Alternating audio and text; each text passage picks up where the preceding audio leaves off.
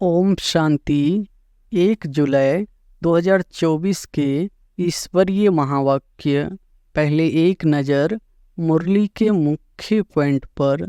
बाबा ने कहा, भक्ति मार्ग में तुमने इतना समय पुरुषार्थ किया है, किसके लिए? मुक्ति के लिए। तो अब बाप पूछते हैं, घर चलने का विचार है? बच्चे कहते हैं, बाबा इसके लिए ही तो इतनी भक्ति की है। शांति धाम जहाँ सब पवित्र आत्माएं निवास करती है, वह है आत्माओं की पवित्र दुनिया। वाइसलेस इनकॉर्पोरियल वर्ल्ड, यह पुरानी दुनिया है, सब जीव आत्माओं की, सब पतित है। जो राजयोग सीखते हैं वही पावन सुख धाम में आएंगे। कलप कलप मैं ऐसे ही आकर कहता हूँ, हे बच्चे, मुझसे बाबा को याद करो। सर्व का सद्गति दाता एक सतगुरु है। बाप कहते हैं, मुझे याद करो तो तुम्हारे पाप कट जाएंगे। कलप कलप यही पैगाम देता हूँ, अपने को आत्मा समझो। और फिर बाबा ने कहा, पुरानी दुनिया खत्म हो जानी है।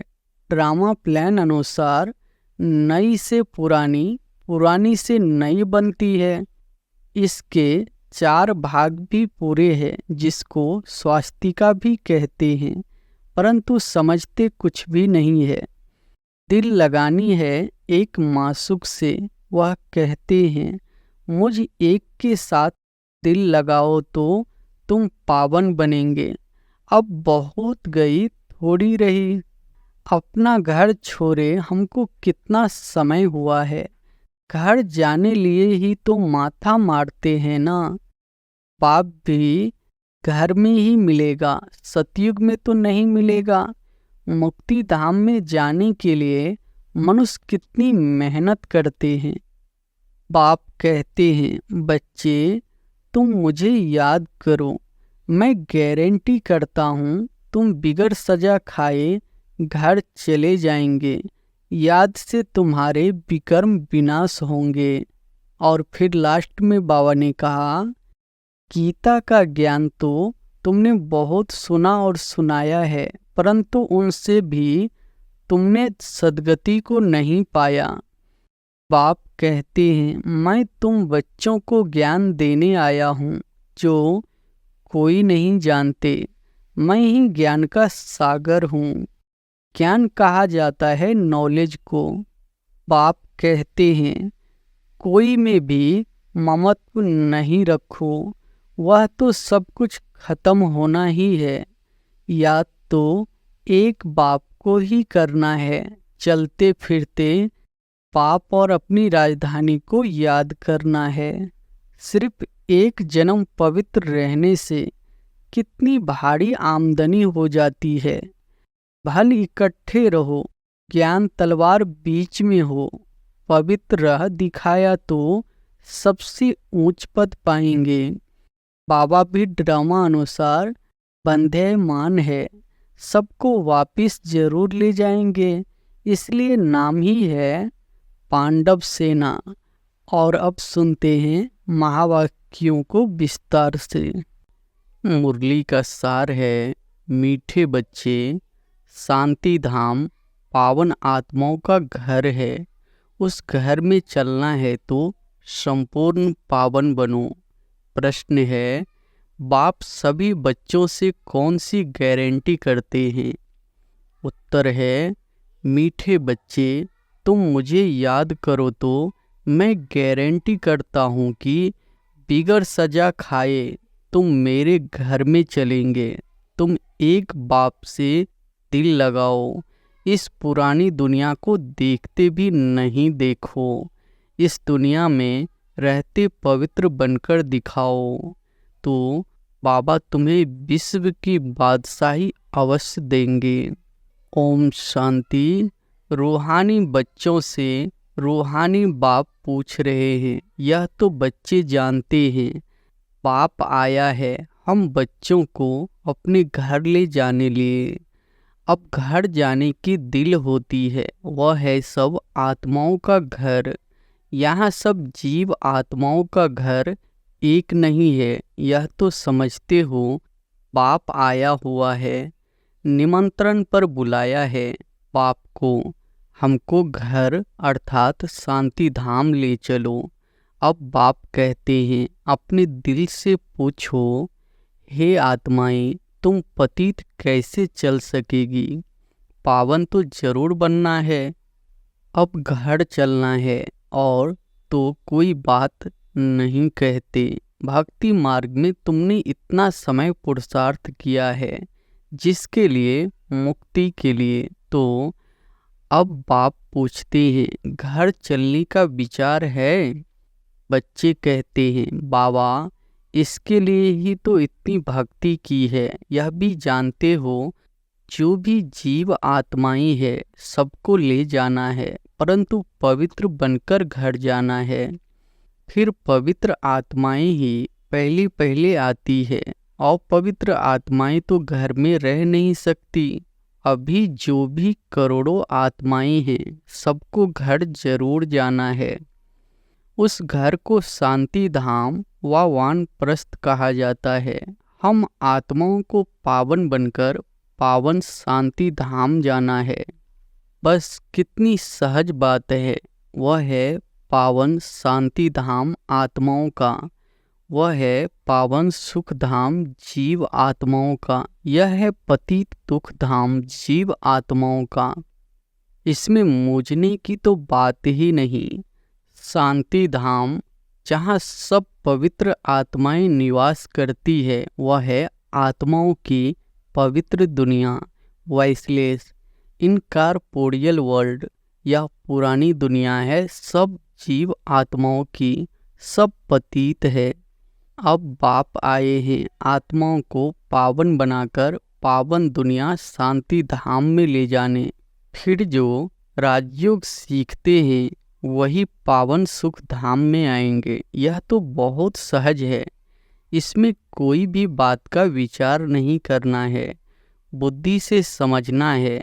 हम आत्माओं का बाप आया हुआ है हमको पावन शांति धाम में ले जाने।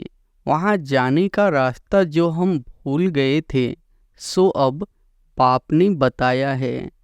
कल्प कल्प मैं ऐसे ही आकर करता हूँ। हे बच्चे, मुझसे बाबा को याद करो। सर्व का सद्गति दाता एक सतगुरु है। वही आकर बच्चों को पैगाम अथवा श्रीमत देते हैं कि बच्चों, अभी तुमको क्या करना है। आधा कल्प तुमने बहुत भक्ति की है, दुख उठाया है, खर्चा करते करते कंगाल बन गए हो। आत्मा भी सतो प्रधान से तमो प्रधान बन गई है। बस यह थोड़ी बात ही समझने की है। अब घर चलना है वह नहीं? हाँ बाबा, जरूर चलना है। वह हमारा स्वीट साइलेंस होम है, यह भी समझते हो। बरोबर अभी हम पतित है, इसलिए जा नहीं सकते हैं। अब बाप कहते हैं मुझे याद करो तो तुम्हारे पाप कट जाएंगे। कल्प कल्प यही पैगाम देता हूँ, अपने को आत्मा समझो। यह देह तो खलास हो जानी है, बाकी आत्माओं को वापिस जाना है। उनको कहते हैं निराकारी दुनिया। सब निराकारी आत्माएं वहाँ रहती है, वह घर है आत्माओं का। निराकार बाप भी वहाँ रहते हैं। बाप आते हैं सबसे पिछाड़ी में, क्योंकि फिर सबको वापस ले जाना है। एक भी पतित आत्मा रहती नहीं है। इसमें कोई मूझने व तकलीफ की बात नहीं है। गाते भी है, हे पतित पावन, आकर हमको पावन बनाए, साथ ले चलो। सबका बाप है ना।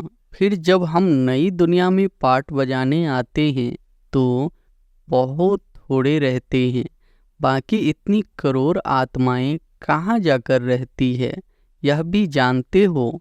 सतयुग में थोड़ी जीव आत्माएं थी, छोटा झाड़ था, फिर वृद्धि को पाया है।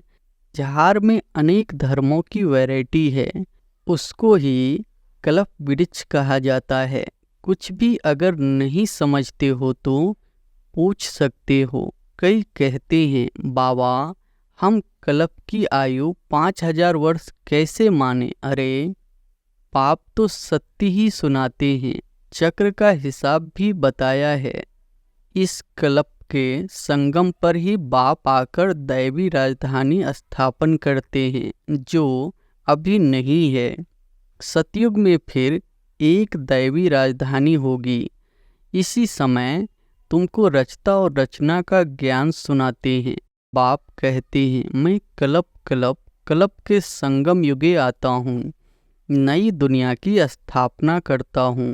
पुरानी दुनिया खत्म हो जानी है। ड्रामा प्लान अनुसार नई से पुरानी, पुरानी से नई बनती है। इसके 4 भाग भी पूरे हैं, जिसको स्वास्तिका भी कहते हैं, परंतु समझते कुछ भी नहीं है। भक्ति मार्ग में तो जैसे गुड़ियों का खेल खेलते हैं। अथाह चित्र है, दीपमाला पर खास दुकान निकालते हैं, अनेक चित्र है। अभी तुम समझ गए हो, एक है शिव बाबा और हम बच्चे। फिर यहाँ आओ तो लक्ष्मी नारायण का राज, फिर राम सीता का राज, फिर बाद में और धर्म आते हैं, जिससे तुम बच्चों का कनेक्शन ही नहीं है। वह अपने अपने समय पर आते हैं, फिर सबको वापिस जाना है। तुम बच्चों को भी अब घर जाना है। यह सारी दुनिया विनाश होनी है। अब इसमें क्या करना है, इस दुनिया से दिल ही नहीं लगती। दिल लगानी है एक मासूक से। वह कहते हैं मुझे एक के साथ दिल लगाओ तो तुम पावन बनेंगे। अब बहुत गई थोड़ी रही, टाइम जाता रहता है। योग में नहीं रहे होंगे तो फिर अंत में वह बहुत पश्चाताप करेंगे, खाएंगे, पद भी भ्रष्ट हो जाएंगे। यह भी तुमको अभी मालूम पड़ा है कि अपना घर छोड़े हमको कितना समय हुआ है। घर जाने के लिए ही तो माथा मारते हैं ना। पाप भी घर में ही मिलेगा, सतयुग में तो नहीं मिलेगा। मुक्ति धाम में जाने के लिए मनुष्य कितनी मेहनत करते हैं, उसको कहा जाता है भक्ति मार्ग। अभी भक्ति मार्ग खलास होना है। ड्रामा अनुसार अभी तुमको घर ले जाने के लिए आया हूँ, जरूर ले जाऊंगा। जितना जो पावन बनेंगे उतना ऊंचे पद पाएंगे, इसमें मूझने की बात ही नहीं। बाप कहते हैं बच्चे तुम मुझे याद करो, मैं गारंटी करता हूँ तुम बिगर सजा खाए घर चले जाएंगे। याद से तुम्हारे विकर्म विनाश होंगे। अगर याद नहीं करेंगे तो सजाएं खानी पड़ेगी, पद भी भ्रष्ट हो जाएगा। हर 5000 वर्ष बाद मैं यही आकर समझाता हूँ। मैं अनेक बार आया हूँ तुमको वापस ले जाने। तुम बच्चे ही हार जीत का पाठ बजाते हो, फिर मैं आता हूँ ले जाने। यह है पतित दुनिया, इसलिए गाते भी है पतित पावन आओ।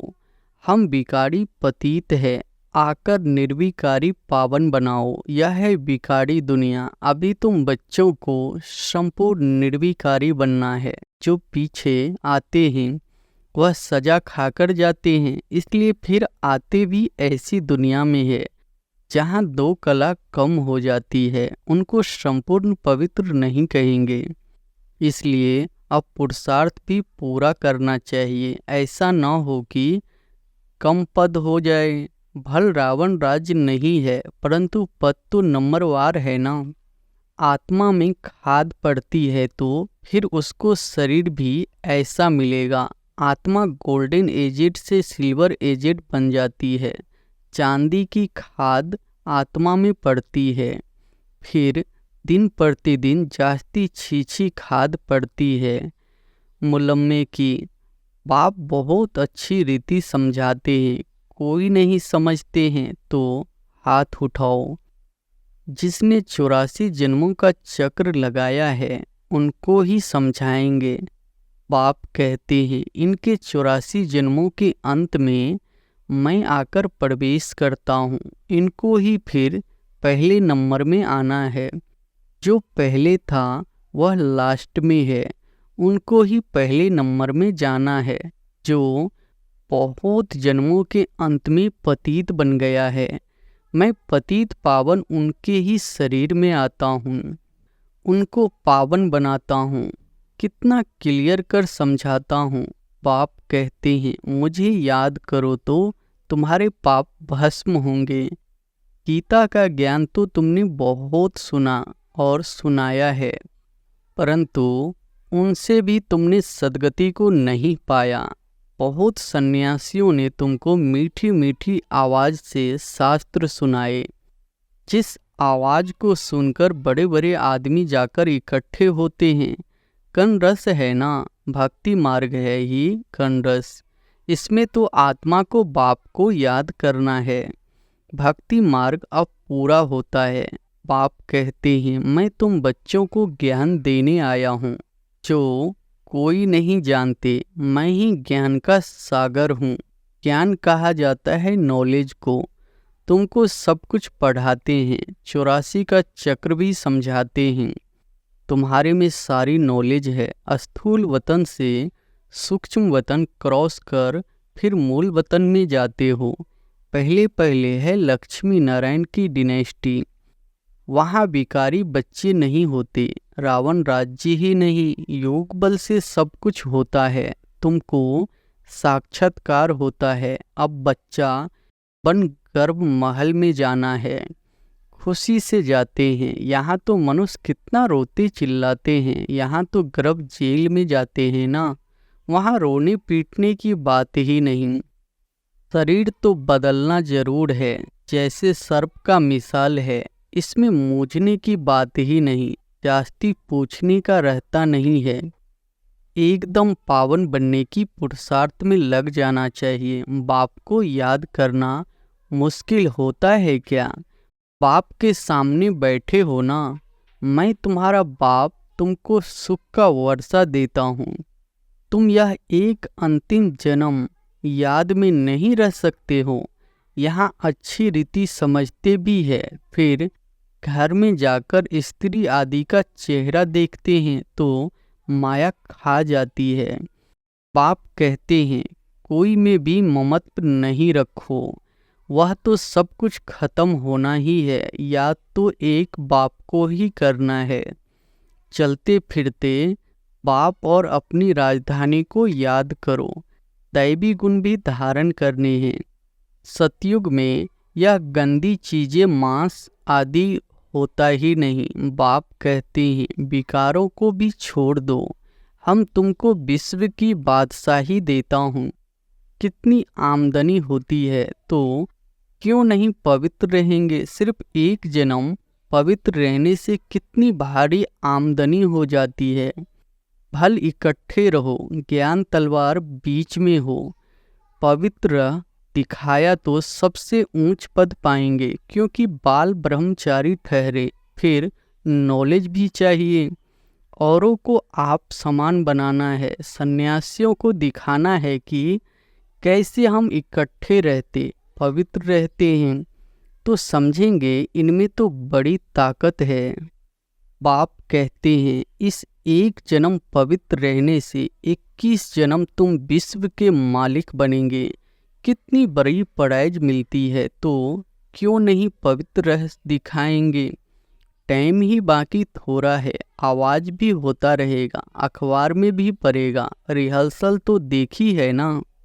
एक एटम बम से क्या हाल हो गया। अभी तक हॉस्पिटल में पड़े हैं। अभी तो ऐसे बॉम्ब्स आदि बनाते हैं जो कोई तकलीफ नहीं, फट से ख़त्म, और यह रिहर्सल होकर फिर फाइनल होगा। देखेंगे फट से मरते हैं वा नहीं, फिर और युक्ति रचेंगे। हॉस्पिटल आदि होगी नहीं। कौन बैठ खिदमत सेवा करेंगे। कोई ब्राह्मण आदि खिलाने वाला नहीं रहेगा। बॉम्ब छोड़ा और खलास। अर्थक्वेक में सब दब जाएंगे। देरी नहीं लगेगी। यहाँ ढेर मनुष्य है, सतयुग में बहुत थोड़े होते हैं, तो इतने सब कैसे विनाश होंगे? आगे चल देखना है। वहाँ तो शुरू में 9 लाख है। फकीर भी तुम हो, साहेब भी तुमको प्यारा है। अभी सबको छोड़ अपने को आत्मा समझ लिया है। ऐसे फकीरों को बाप प्यारा लगता है। सतयुग में बहुत छोटा सा झाड़ होगा। बातें तो बहुत समझाते हैं। जो भी एक्टर्स है सब आत्माएं अविनाशी है, अपना अपना पार्ट बजाती आती है। क्लब क्लब तुम ही आकर बाप से स्टूडेंट बन पढ़ते हो। जानते हो बाबा हमको पवित्र बनाकर साथ ले जाएंगे। बाबा भी ड्रामा अनुसार बंधेमान है, सबको वापस जरूर ले जाएंगे। इसलिए नाम ही है पांडव सेना। तुम पांडव क्या कर रहे हो? तुम बाप से राज्य भाग ले रहे हो बहु क्लब पहले मिसल नंबरवार पुरुषार्थ अनुसार। अच्छा, मीठे मीठे सिकिलधे बच्चों प्रति माता पिता बाप दादा का याद प्यार और गुड मॉर्निंग। रूहानी बाप की रूहानी बच्चों को नमस्ते। धारणा के लिए मुख्य सार पहली पॉइंट है, बाप का प्यारा बनने के लिए पूरा फकीर बनना है। देह को भी भूल स्वयं को आत्मा समझना ही फकीर बनना है। पाप से बड़ी प्राइज लेने के लिए संपूर्ण पावन बनकर दिखाना है। दूसरी पॉइंट है, वापस घर जाना है, इसलिए पुरानी दुनिया से दिल नहीं लगानी है, एक मासूक से ही दिल लगानी है। पाप और राजधानी को याद करना है। वरदान है, ब्राह्मण जीवन में सदा रियल फुल और केयरफुल मूड में रहने वाले कंबाइंड रूपधारी भव। ब्राह्मण जीवन में सदा चीयरफुल और केयरफुल मूड में रहने वाले कंबाइंड स्वरूप भव। यदि किसी भी परिस्थिति में प्रसन्नता की मूड परिवर्तन होती है तो उसे सदा काल की प्रसन्नता नहीं कहेंगे। ब्राह्मण जीवन में सदा चेयरफुल और केयरफुल मूड हो। मूड बदलनी नहीं चाहिए। जब मूड बदलती है तो कहते हैं मुझे तो एकांत चाहिए, आज मेरा मूड ऐसा है। मूड बदलती तब है जब अकेले होते हो। सदा कंबाइंड रूप में रहो तो मूड नहीं बदलेगी। स्लोगन है, कोई भी उत्सव मनाना अर्थात याद और सेवा के उत्साह में रहना। अच्छा, ओम शांति।